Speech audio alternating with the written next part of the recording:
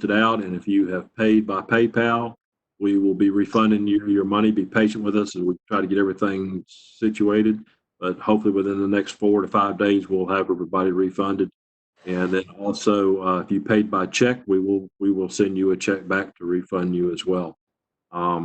Your hotels, will be posting the information on the website. If you made a hotel reservation at the convention hotel, I had made a reservation as a block of rooms, so they will probably release that as a block of rooms and cancel them all at one time. So that's what's going on there.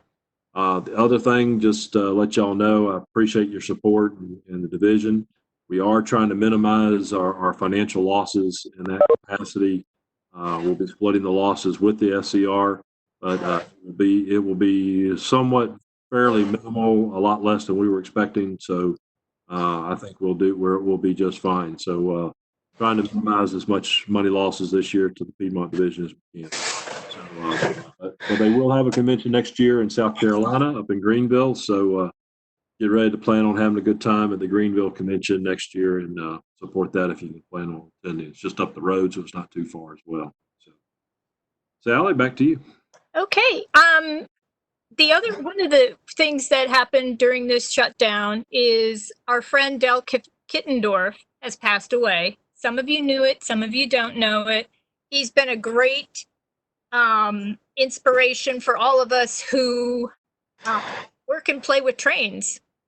He's been in the Historical Society and many other things, so he will really be missed. He was sick for about a month before he passed, and it didn't have anything to do with the virus that's going around.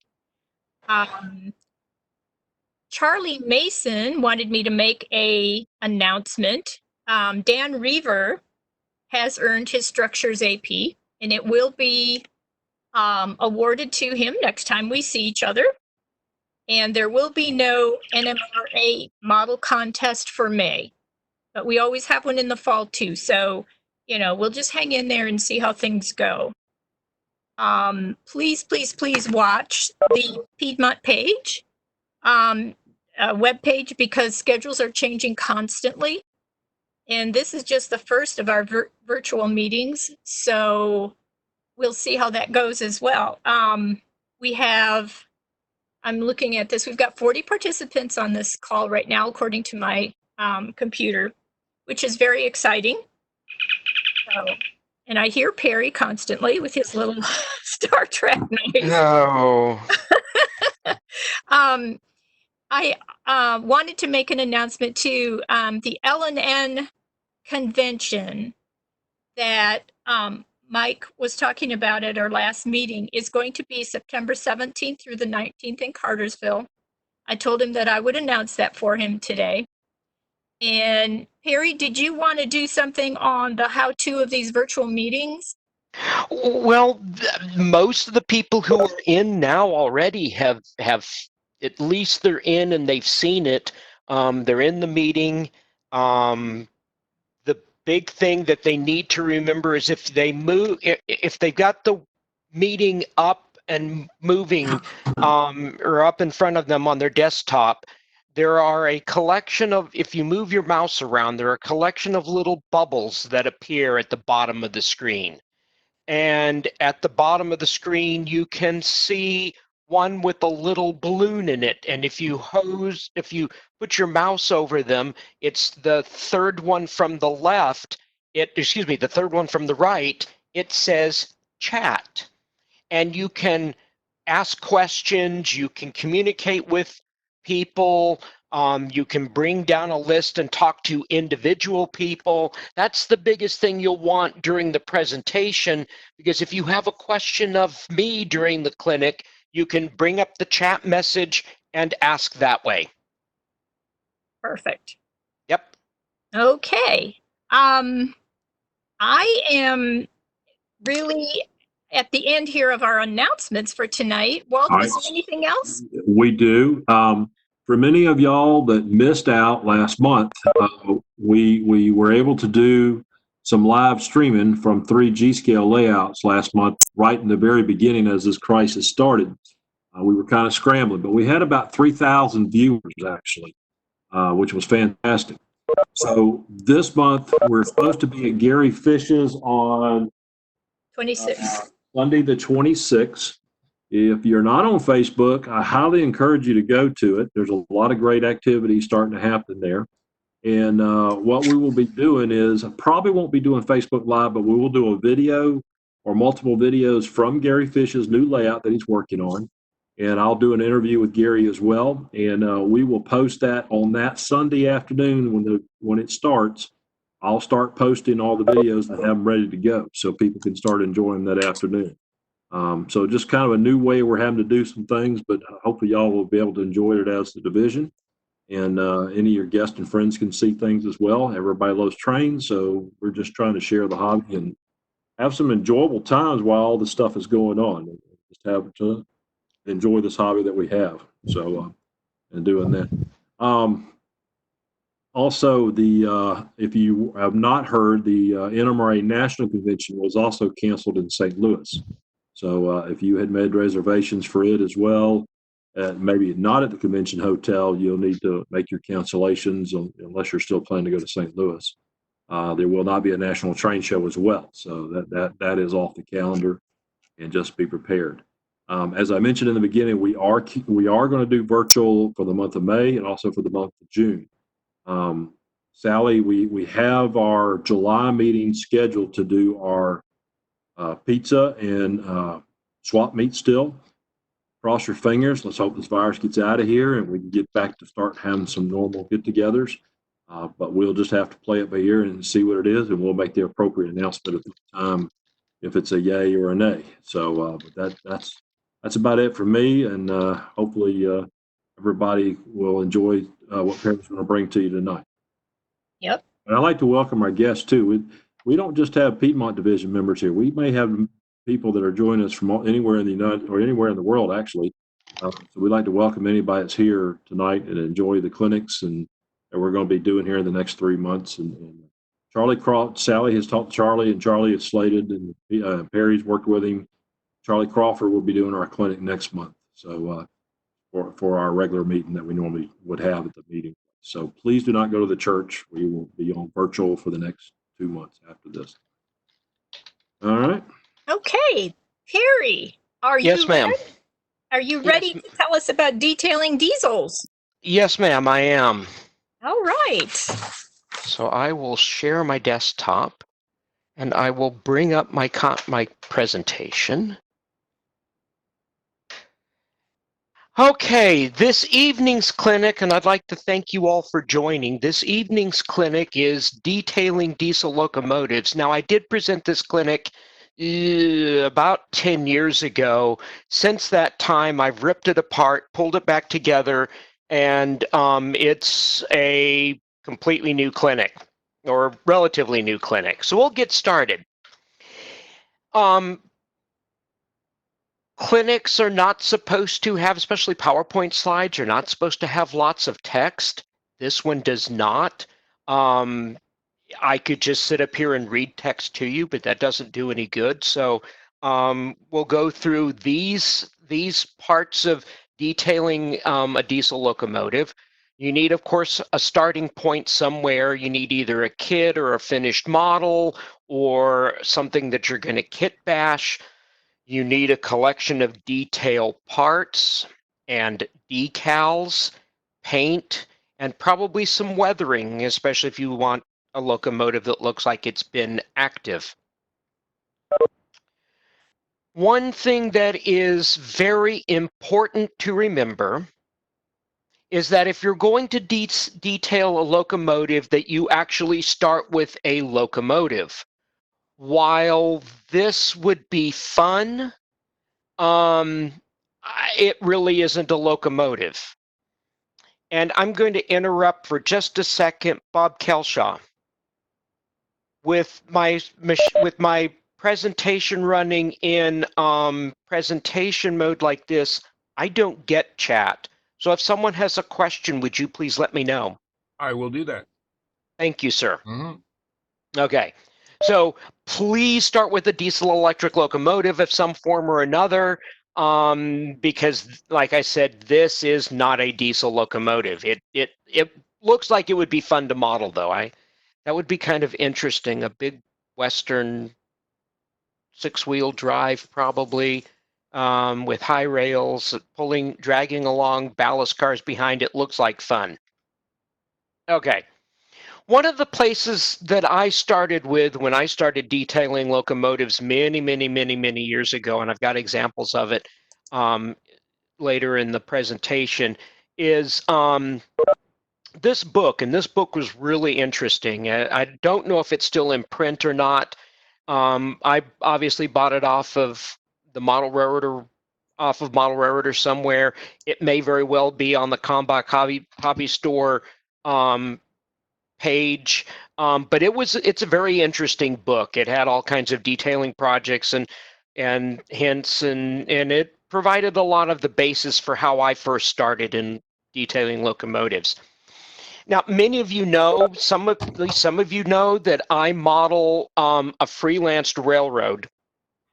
And in order for my locomotives to look like prototype locomotives, they all have to have a family history or a family appearance. And that's something I discovered in this book. If you model a prototype railroad, that's great. You can get prototype railroad photographs and look at your locomotives and compare them what you see in books and what you see in parts and things like that. So keeping your locomotives, whether they're from a prototype, if you model the Santa Fe like some of you do, if you model a northeastern route like others of you do, if you model something from back in the 50s or the 40s, when diesel locomotives were first getting started, that's fine. But it's important to remember to keep your things all working all looking about the same. So in this case, I started with Kato SD90 Mac 43s. Kato locomotives are my favorite things to detail. They start with they come with a whole collection of very nice parts. They come with starter holes in place for things like all the grab irons and all that stuff. Most of them come with at least some of the extra detail painting, but the decals that go with them really add to it, and I'll show you more about that shortly. But starting someplace, in this case with an SD90, in this case, I started with, and I'm still arguing with, this Athearn Genesis SD70 Ace kit. It was an undecorated Genesis model, and this is what it looks like when you get it. A shell, a chassis, and bags of parts. It is not an entertaining kit. I wouldn't really recommend doing this again, and I've got one more. And it's kind of it's a lot of fun. Not. In this case, I started with a Santa Fe Shouldn't Paint So Fast diesel locomotive and added and scratch built some of my own parts to it, and I'll show you more about that as I go through the presentation. This one was a finished or a mostly finished Kato SD40-2 that I redetailed and weathered and painted to match something that would meet what I need for my railroad. And I'll show you more about that as we continue through this. This is more of the detail parts from this Athearn Genesis SD70 Ace kit. And it's interesting because when you buy the average plastic model, you get all of these parts all on sprues with part numbers. And if you pull out the instructions for this SD70 Ace kit, it has a list of part numbers, but all of the parts in all of these bags, except for like here for the airlines, but all of the parts in here and all of the parts in here are all loose. And it's really entertaining because it says for like the BNSF version of this locomotive, which is what I started with, it says to only use air filter B. Which one is air filter B? And then you got to go look at your detail photographs and see if you can find what you're looking for. It's fun. Charlie, But after working on it for many hours, mine is currently in this state, and it's the state that it's still in, and it's been in this state for about 6 years, and I guess it's time to get busy and get working on it. Yeehaw. But the shell, the way it starts, is completely unfinished. No detail parts on it at all. The cab floor is inside the cab, but there are no parts on the cab. The grills are you can see through the grills and see the blower down in here in the dynamic brake setting or section of the shell, but nothing's there. Starting at the front of the locomotive, which is where I kind of pick, because when people build or when people take pictures of locomotives, they typically take pictures kind of from an angle based on the nose of the locomotive, off the nose of the locomotive. So I decided when reordering and redoing the slides for the presentation, I would start at the nose of the locomotive. And in my case, since we travel a lot through snowy areas, snow plows are very important. So I started with snow plows and MU air hoses and MU receptacles, because those are all things that are necessary on a modern diesel electric locomotive.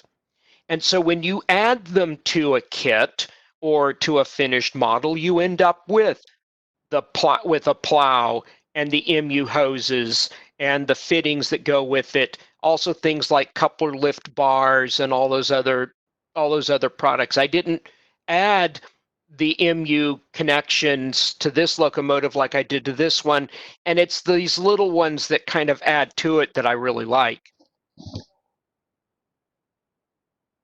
Working our way back through the locomotive, or up or down, depending upon the locomotive that you have, you can end up with non-functional ditch lights, but you want to make them look like they're used. So the MV product lenses are really nice.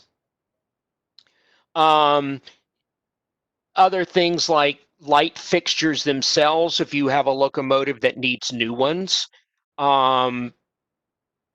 Steps, or all those other things that apply to the front of the locomotive.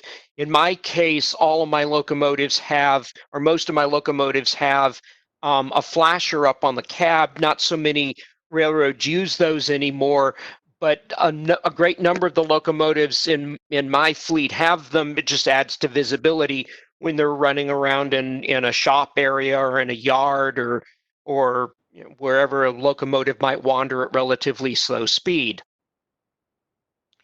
Continuing on up to the top of the cab, and we'll go look at some of this where it's added shortly. Radio antennas, GPS domes, ground planes for other antennas, the CAN antennas that almost all of the locomotives in my fleet have up on the cab. You can get the parts to add positive train control to the top of a cab of a diesel locomotive, because those are now commercially available and you don't have to scratch build those, and we can see those. So on my locomotives, generally as a whole, they all get most all of them have gotten a rotary beacon up on the roof, an air conditioner up on the roof, and the CAN radio antenna. On this locomotive, I added the CAN radio antenna on the opposite side, but the cab air conditioner is still there, like it is on both of these locomotives.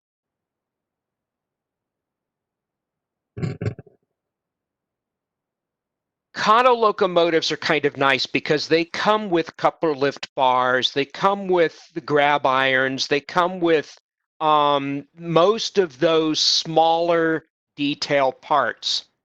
But if you start with something like a rail power product shell, and I'll show you an example of that after a bit, none of those parts exist.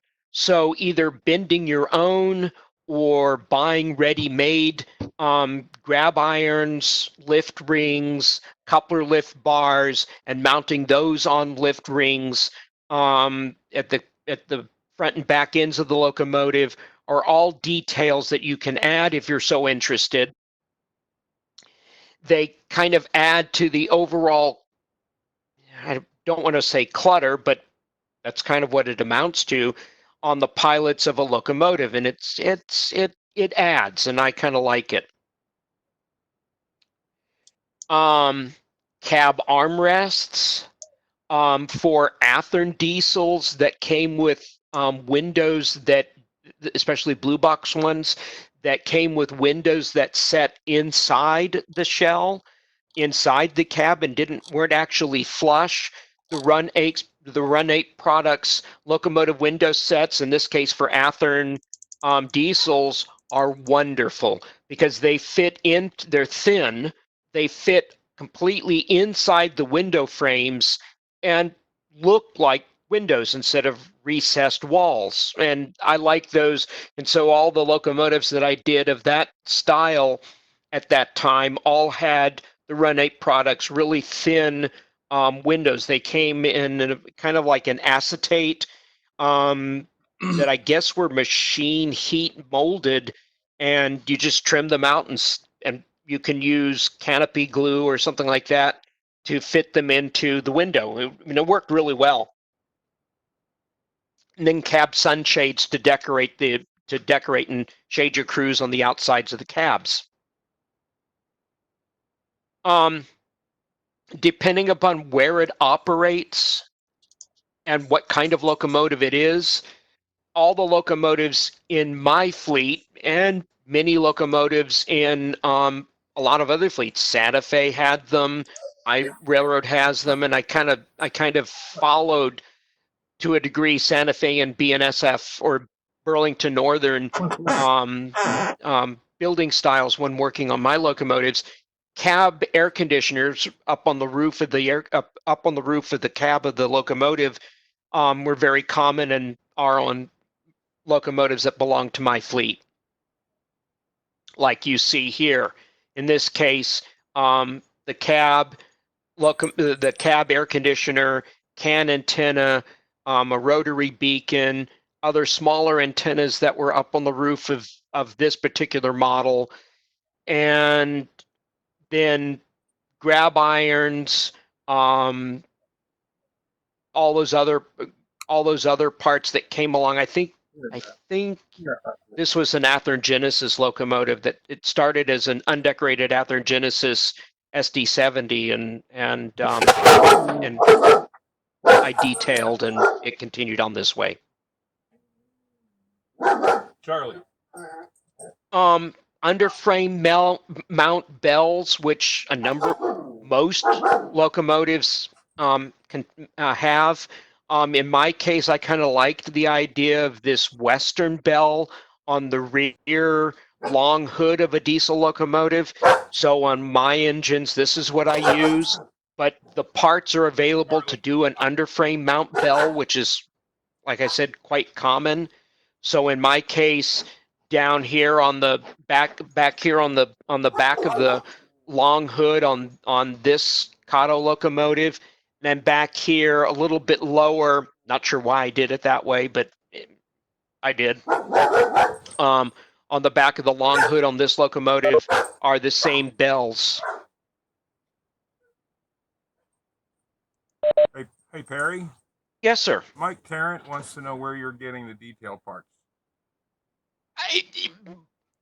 Well, now you'd probably, sadly, Peter Youngblood is no longer the owner, nor is there anymore, Kennesaw Trains and Hobbies, because a great number of these parts came from them when they were in operation.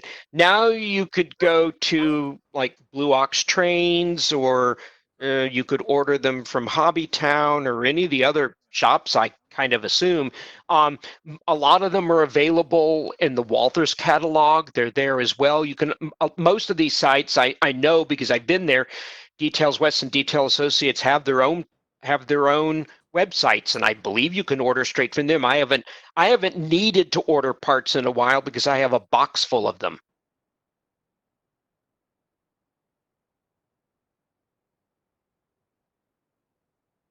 Anything else?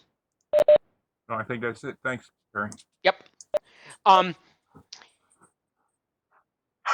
The EMD HTCR radial truck side frames ended up being necessary for the rail power products shells. The rail power products, especially for their SD90s, and I'll show you that in a minute. Because you ended up taking a rail power product shell and mounting it on the underframe from a you could either get an Overland Models underframe, or you could get an SD40-T2 underframe, a tunnel motor underframe from Athearn. But the truck side frames for that Athearn supplied were not correct for an SD90, and the Overland Hobbies underframes with trucks didn't come with side frames at all. So Detail Associates produced these, and they were a press fit for both the Overland Models and the Athearn truck constructions. And then much nicer wheels to go on the Athearn diesel, either on Athearn or Rail Power Product shell, or whatever. But these much nicer nickel silver wheels are what I started mounting underneath all of my SD90s when I built them. And I built 3 or 4, I think 3 of them. And this is what I used for my truck side frames, and they're really nice kits all on their own. And then I used their side frames, or the wheel sets, and then other parts to add, like speed recorder. I'm not sure exactly why I stuck the spark arrestor in there, but anyway, it's there. But the side frame kits from Detail Associates produced really nice looking kits, or really nice looking trucks. They had the shock absorbers in the appropriate places. They had all of the brake cylinders and the rigging for them, very finely detailed, and with a little bit of a pin wash and a little bit of pan pastels, you ended up with a really nice looking truck that didn't make your diesel look like it was floating in midair. And with a little bit of a really dark gray Tamiya wash over the bolt, over the truck side frames themselves and the roller bearings, picked up the detail, added a bit of shadow, and then a little bit of pan pastel weathering on the top of them made them really look nice.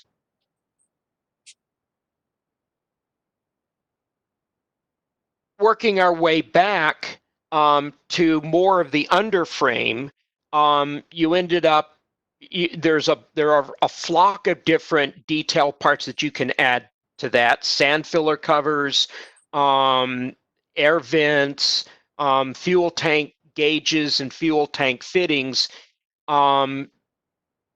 horns, of a wide variety of manufacturers, and single chime, dual chime, triple chime, 5 chime. You can even get them in kits if you're so interested, and you can build your own air horns with the chimes arranged in any method that you want. I find that to be a bit of a pain to do, but I've done it. I've built 5 chime air horns from kits from Detail Associates, and it works.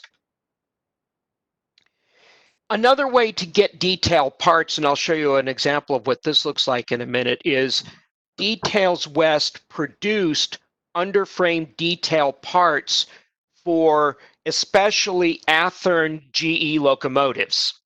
And I did several, and I've actually sold some of them off, but I've got a couple more sitting in my on my locomotive storage rack. And the kits themselves are really kind of cool.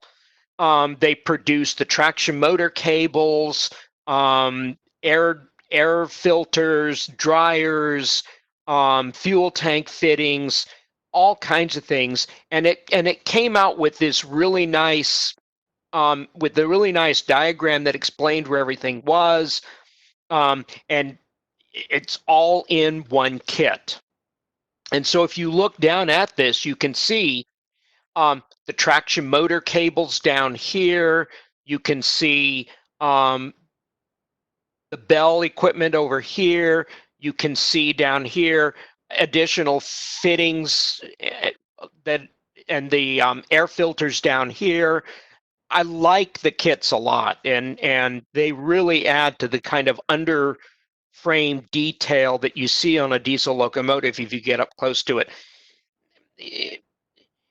Sometimes you wonder, because a moving locomotive 4 feet away, an HO scale or N scale, it goes zipping by, and you might not ever see the detail, but it's nice to know that it's there, I think.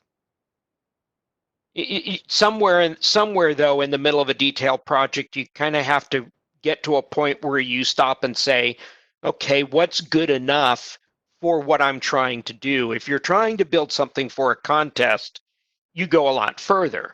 But if you're building something that's going to operate on your model railroad, you get maybe about this far and stop. Athearn Genesis locomotives are really nice, but they're very fragile. A Kato locomotive will stand up to operating use a lot better. Somewhere on one of the diesels, in fact, on a number of the diesels I've built, there were no safety chains at the front end of the anti-climbers across the front rails. So I used black chain that I trimmed off and attached to a eye bolt and attached to the rest of the handrail settings on the locomotive. I think this package actually came from Kennesaw Trains and Hobbies while it was still in existence. And this piece of styrene, I actually have, it's still in my parts box, and I have actually used as the basis for building ditch lights on the noses of my locomotives. It fits just about the right size for the appropriate bulb, and you build a base for it. You trim off a piece of this about the right length, and you insert a light bulb into the back of it, or an LED into the back of it, and it protrudes out the front and really looks like an appropriate functioning ditch light. So that's where that came from. Okay, the next thing that we want to take a look at very quickly is decals.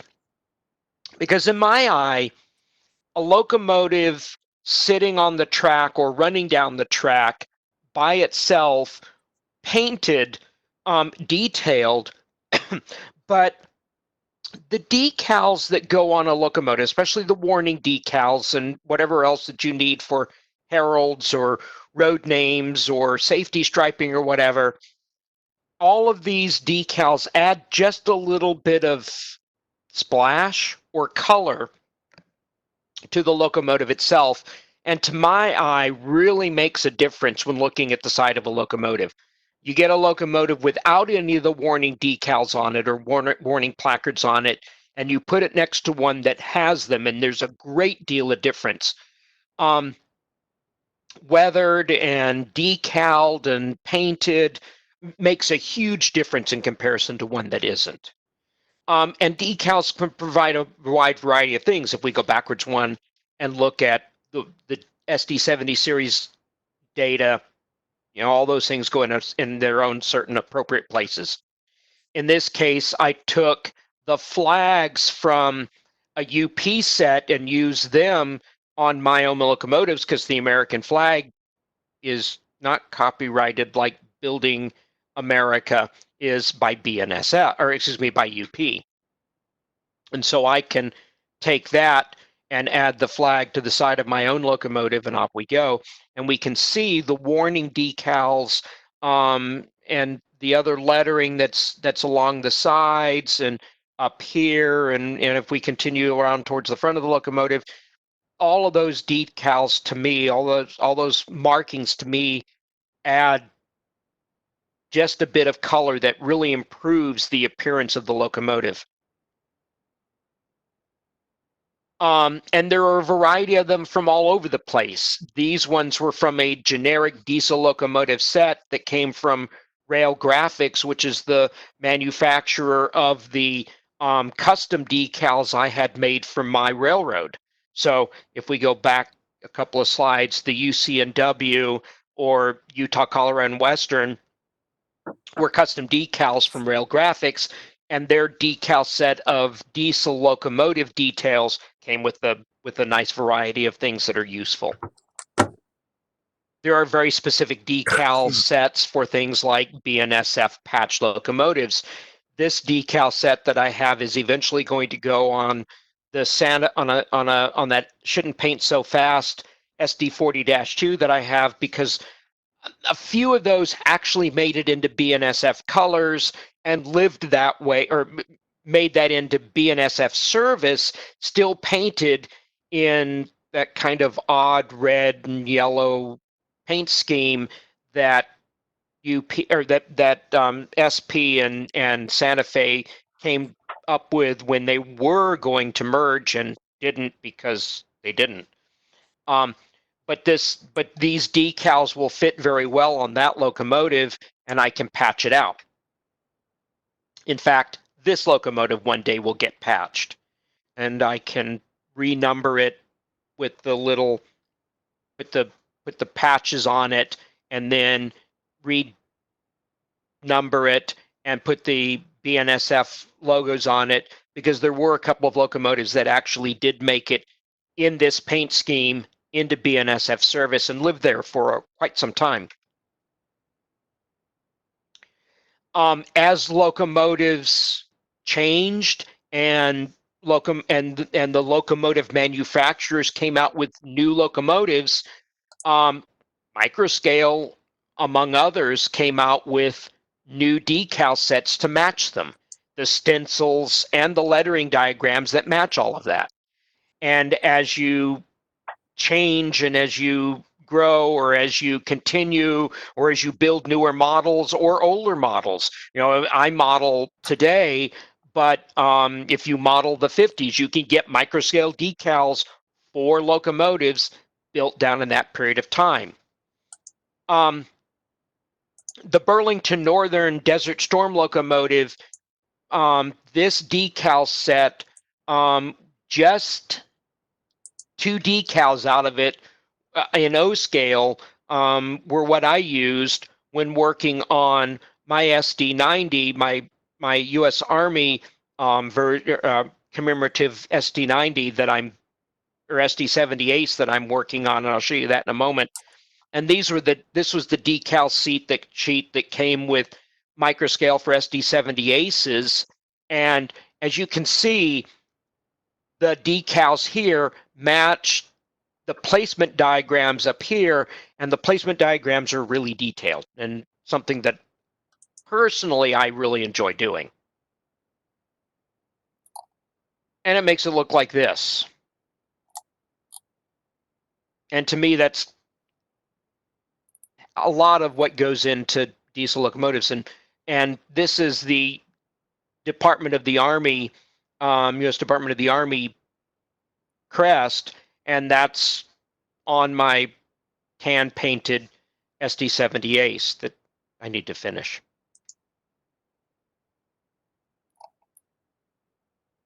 And there are even NMRA decals that you can use to finish locomotives. There's a set for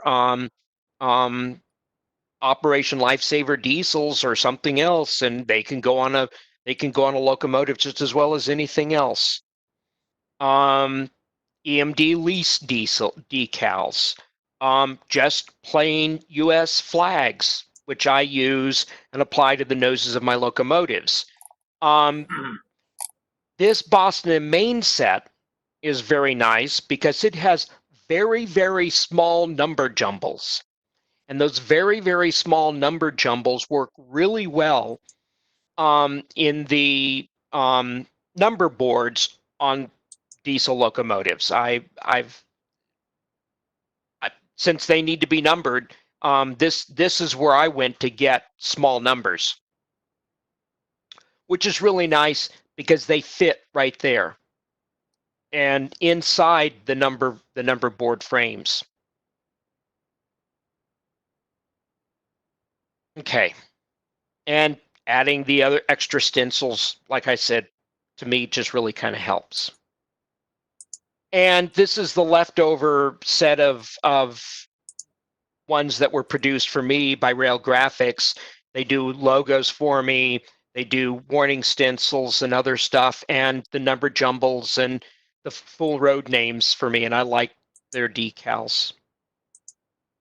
Okay, once you add detail parts to a locomotive, you then need to work on the idea of blending those in. So mixing paint or applying appropriate paint or something that's really close helps. And you can end up doing a pretty good job of blending new parts in with old parts, like I did there. Or when you are in the middle of painting an entire locomotive, airbrushing all the parts all at the same time really helps. Once you've gotten the part painted, adding some basic weathering to the locomotive, adding some soot, some dust, dirt and dust and footprints, track dust, grime, all that stuff works well to further blend colors together. A somewhat unweathered locomotive, but still the grills, the exhaust stack, all of that stuff down along the base of the trucks, along the fuel tank. Even really clean locomotives still end up with very grimy trucks, fuel tanks, soot, and grills. Same thing on this one. Okay, some examples as we wind down this clinic. My first kit bashing scratch building project I did back in 1990. I took a Athearn SD40-2 or something, and or somebody else's cab, and I added. This was a Rail Power Products shell and a Rail Power Products wide cab that you had to cut the nose off of the Rail Power Products basic shell, SD60 shell, and graft on the nose and mount that on an SD40-2 chassis. And you can tell that it's an older one because it has those weird lugs down here, which is how you pried it together. But this was my first scratch building detailing project back in 1990, and I think it's kind of improved from there. Here's that Santa Fe locomotive that I did in 1999. 2001, I tried my first SD90. This was back before there were windows that actually fit and before there were SD90 decals, so compromise. Things improved so that in 2003 there were better decals, better window glazing, better handrails for it, so that part worked better. Rail Power Products with an H cab, that worked much nicer. I tried this ground plane, decided that I didn't like it, and I will never use one again. This Athearn SD40-2 from 2004 is an improvement still. I like Kato diesels, and this is a starting point for an SD90, worked really well. A Proto 2000 SD60. It needs to go back and get re-decaled because the Proto the Lifelike Proto kits came out with some of them, but we're still missing a bunch of the warning placards and stuff that should be on this model. And this poor SD70 Ace, which is still sitting in this very condition in my workshop, needs to get finished, but it was a nice start for what is turning out to be a really beautiful locomotive. And then this was a Kato SD90 that I finished in 2015, weathered and detailed, and did some extra touch-up painting on. So that's a good start. And more pictures of it. Okay, just a brief advertisement. Please remember that this is all based on the Utah, Colorado, and Western. Here's the Chirella Creek Bridge, named for Al Chirella, now MMR. It will be on, I hope, will be on the pilgrimage this year, since it'll be a virtual tour. And you can see Mystery Idaho and the excursion fleet. Any more questions? Because that's the end of the slideshow.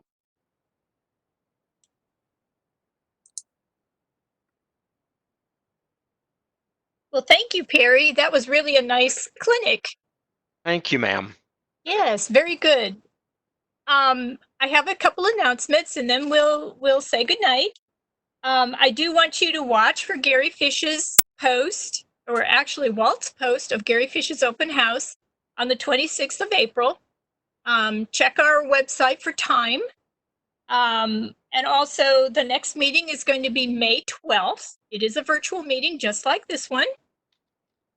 And also the clinician for the May 12th meeting is going to be Charlie Crawford, MMR. So anyway, Walt, do you have anything else to say? No, very good job, Perry. Thank you for doing this. And this clinic has been recorded. Bob, are you there? You want to explain how that's probably going to work? Bob Kelshaw?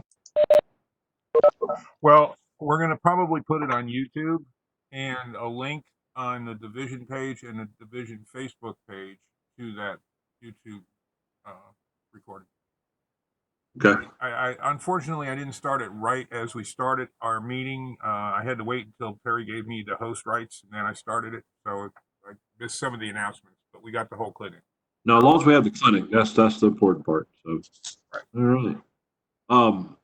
Again, everybody, some of you may have joined in late. If you registered, we have canceled the SER 2020 convention. There will not be a reschedule. So we'll be issuing refunds in the next couple of days on PayPal or issuing checks out to get everybody refunded. So how we doing? We're just trying to keep on going and allow the division to still have activities, and we're just trying to improvise the best way we can and continue to have a good time messing with trains. Please, there was a question that came up. If you do we have any bring in brag photos or anything? I did not have any for tonight. Okay. So next month, if you have any of your projects that you're working on at home or doing anything special, send your photos to Sally or to Perry, and then we will make a segment where we can actually show these things on during the meeting before the clinic, and get a chance to share people's what they're actually working on while they're possibly being at home or reducing their work time right now. So I know everybody's working on a lot of stuff, so it'll be very exciting. If you have a layout that you're working on and you're getting far enough along and you want to get a golden spike, contact me or Charlie Mason, and we'll get some photos of it or something like that, and we'll make arrangements to get a golden spike certificate signed off for you. Walt, there's a couple of people asking about the pilgrimage. About the what? The pilgrimage. The pilgrimage is not canceled. We had a board meeting tonight, and there's going to possibly be some changes that might have to be made. Some of the hosts may have some concerns about people coming to our homes, so we may have to turn it into a virtual pilgrimage. But Mike Deaton is the chairman of the pilgrimage committee, and his committee will be probably having to meet similar like this and come up with solutions and ideas to come up with how we're going to do it. It's possibly going to have some major changes, but we will have some form or fashion of a pilgrimage. It just may not be in person. So hopefully that will answer some of your questions at this point. Okay. Are there any more questions from the audience? Yeah, Mike Deaton's still here. Somebody unmute Mike. He can talk. Yeah, I was just responding to the chat there. All I can say is that the plan will be to do some sort of virtual event. We've got we'll work for next month or two. We'll work on details on how it's actually going to work. But we're obviously CDC guidelines don't bode well with people going into people's basements and being in close contact and touching things. So regardless of if the businesses reopen and stuff, I think that's going to be totally off the table for this fall. But we'll do something that's not canceled. Okay. That's perfect. So, all right. Well, if that's it, I think we're ready to sign off, everybody. Okay, well, thank you very much for visiting our our virtual meeting tonight. It was very, very nice, and hope to see you again next time and spread the word. All right. And watch for Facebook. We'll have the Gary Fish's layout on there on the 26th. Thank you, everybody, and have a wonderful evening. All right. Thank you.